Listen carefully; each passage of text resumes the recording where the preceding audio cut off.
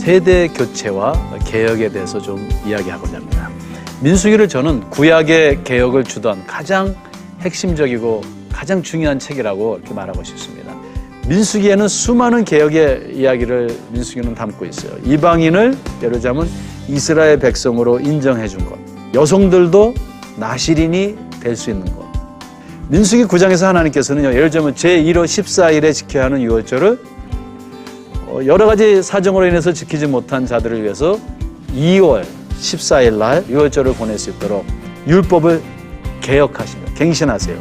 우리는 어떠한 변화와 개혁을 실행해야 할까요? 그죠? 특별히 민수기 26장, 27장의 세대 교체에 대한 두 번째 인구조사표를 통해서 그 답을 제공하고 있습니다. 첫 번째 그 변화는 뭐냐면요, 광야의 새로운 인물들을 지금 이 두 번째 인구조사에 포함하고 있다는 것입니다. 기록하고 있다는 것입니다. 두 번째 명단의 변화를 보면 신세대의 변화된 지위입니다. 세 번째 중요한 이 두 번째 인구조사의 특징을 살펴볼 수 있는데, 그건 뭐냐면요, 이러한 변화들을 인구조사표 안에서 설명하고 있다는 것입니다. 변화를 무조건 강요하는 것이 아니라 왜 변해야 하는지 그 이유와 배경을 합리적으로 설명할 수 있어야 합니다. 이게 참 중요해요.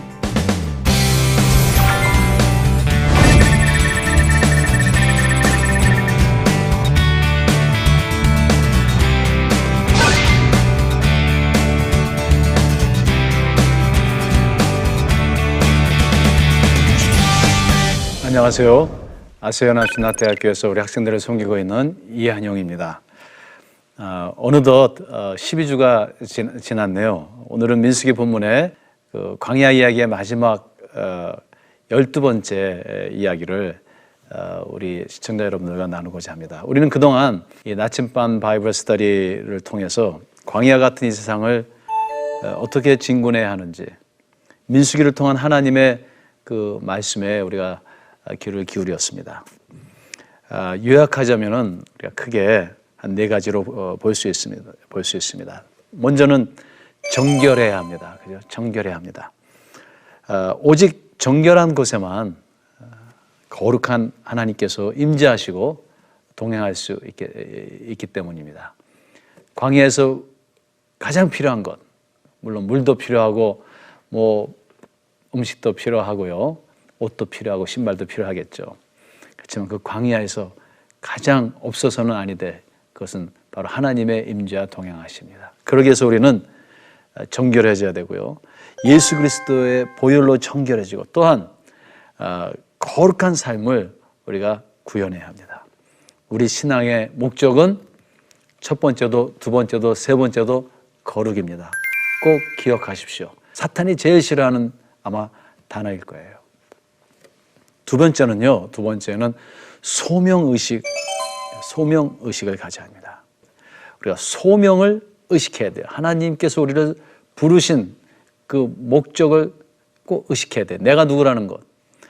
여러분들, 탐욕과 질투, 이로 인한 불평과 원망을, 그리고 하나님에 대한 반항과 배도가 왜 광야에서 일어났을까요? 그들이 하나님의 거룩한 사명을 받은 하나님의 거룩한 백성과 제사장 나라라는 것을 잊어버렸던 거예요. 상실했던 거예요. 인식하지 못했던 것이에요. 그것이 없어지는 그 자리에 무엇이 들어왔냐면은 탐욕과 질투입니다.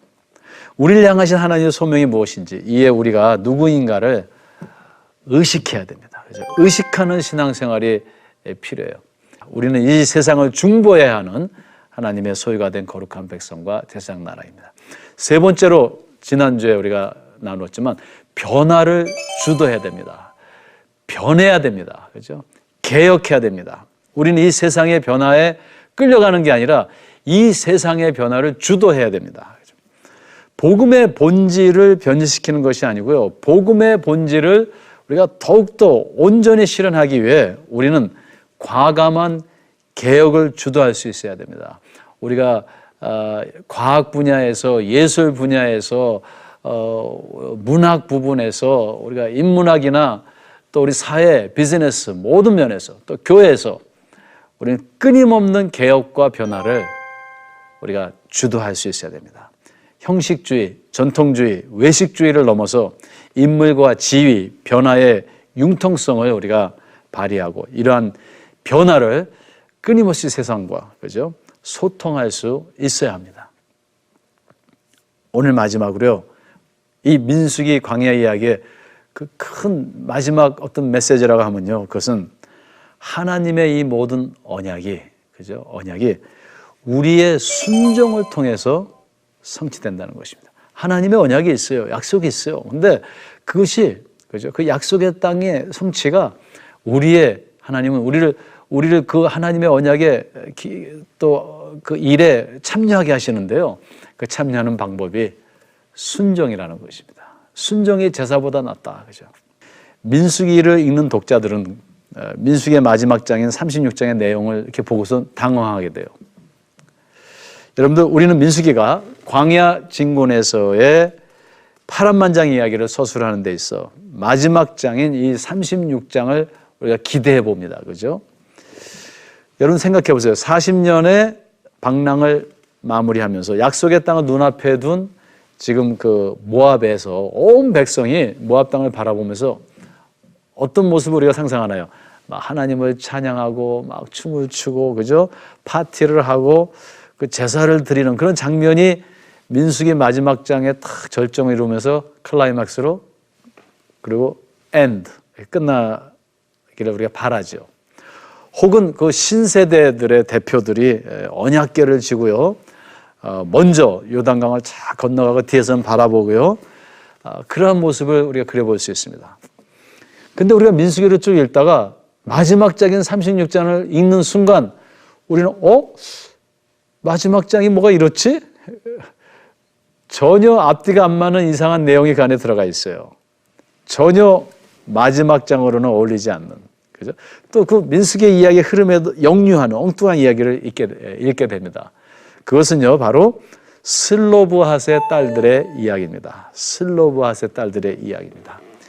여러분들, 왜 이 슬로브핫의 딸들의 이야기가 갑자기, 그죠? 1장부터 25장, 그 다음에 26장에서 36장, 이 마지막 장에 갑자기 왜 슬로브핫의 딸들의 이야기가 이 서술 구조의 마지막으로 여기 삽입됐을까? 그죠? 버드라는 학자는 이것은 이 민수기가 땅에 대해서 많이 이야기하고 있으니까 그 약속의 땅, 그냥 여성들도 땅을 얻을 수 있다라는 것을 강조하기 위해서 추가의 해설을 거기다가 이렇게 부록으로 만들어서 거기 추가한 것이다. 이렇게 설명합니다. 또 스나이드라는 학자는 아마 이 슬로바스의 딸들이 므낫세 지파 사람들인데 그 므낫세 지파가 나중에 굉장히 번성합니다. 그래서 그 가나안 땅에 들어가서 땅을 분깃으로 받았는데 땅을 더 요구하죠. 확장합니다. 그래서 그 분할지에 대한 권리를 합리화시키기 위해서 이 36장을 추가적으로 편집했다. 뭐 이런 학설들이 있습니다. 그죠? 그렇지만 우리가 이 슬로브핫의 딸들의 서술 구조를 잘 살펴보면요. 이것이 그냥 하나의 부록으로 추가된 게 아니라 처음부터 1장부터 36장까지 아주 정밀한 어떤 일관된 통일된 구조가 형성되어 있다는 것을 볼 수 있어요. 즉 슬로브핫의 딸들의 이야기가 꼭 36장에 들어가야지만 되는 이유들이 충분히 있다는 그런 뜻입니다. 다른 문단들과 연결되어서 포괄적 구조를 이루고 있는 것이에요. 한번 이 도표를 볼까요? 26장부터 그죠? 우리가 26장부터 36장을 신세대로 보죠.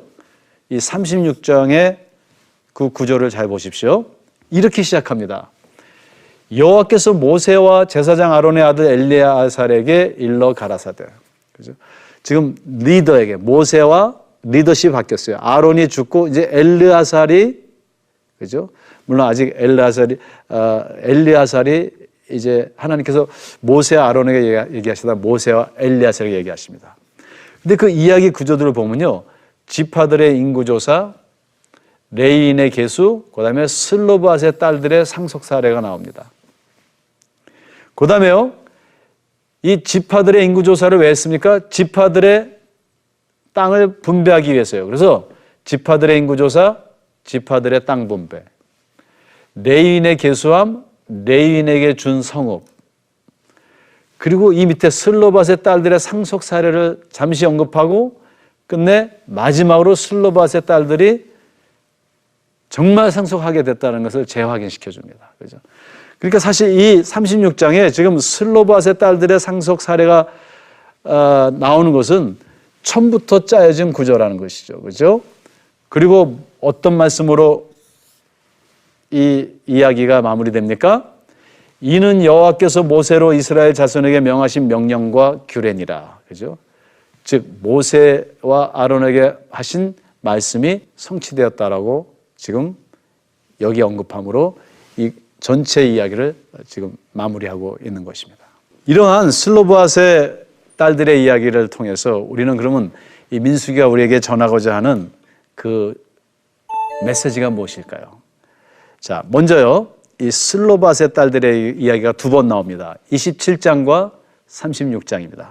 그럼 먼저 슬로밧의 딸들의 이 이야기, 첫 번째 이야기, 그 땅의 상속을 다루는 문제인데요. 한번 살펴보겠습니다. 27장 1절부터 11절인데 여기에 보면 이렇게 기록하고 있습니다. 우리 아버지가 그 딸들이요, 지금 므낫세 지파 슬로밧에게는 아들들이 없어요. 그러니까 땅을 상속할 수 없어요. 분깃을 받을 수 없어요. 그 딸들이 5명의 딸들이 지금 모세에게 가서 지금 이야기하는 겁니다. 우리 아버지가 광야에서 죽었는데 하나님을 거스려 그 막 반란을 일으켰던 그 고라의 무리에 들어가지 아니했습니다. 죄를 진 게 없습니다. 큰 잘못한 게 없습니다. 다만 아들이 없을 뿐입니다. 그런데 그 고라의 후손들, 그죠? 그 고라의 반란을 일으킨 후손들도 땅을 받는데 우리 아버지는 아들이 없다고 땅을 우리가 상속하지 못하니까 억울합니다. 이렇게 이야기하는 겁니다. 그죠? 여러분들 므낫세 족속인 슬로밧에게는 아들이 없었어요. 그에게는 5명의 딸들이 있었습니다. 근데 그 딸들의 이름이 너무 재밌어요. 말라, 노아, 호글라, 밀카, 티르사입니다. 티르사. 그죠? 이 이름이 갖고 있는 의미들이 있습니다. 말라, 아주 온유하고 여성다운, 여성적인 성격을 가진 그런. 노아는요, 아주 밝은 성격을 가졌어요. 그래서 뭐 아첨도 떨고 플래처리라고 그러죠, 영어로. 뭐 감원 이런. 근데 호글라는요, 수다라고 이렇게 나오는데 아주 말을 재밌게 많이 하는 것을 의미합니다. 밀카는 좀 점잖고요, 생각이 깊고요, 조언을 합니다. 그죠? 그래서 밀카, 조언하다 그런 말이에요.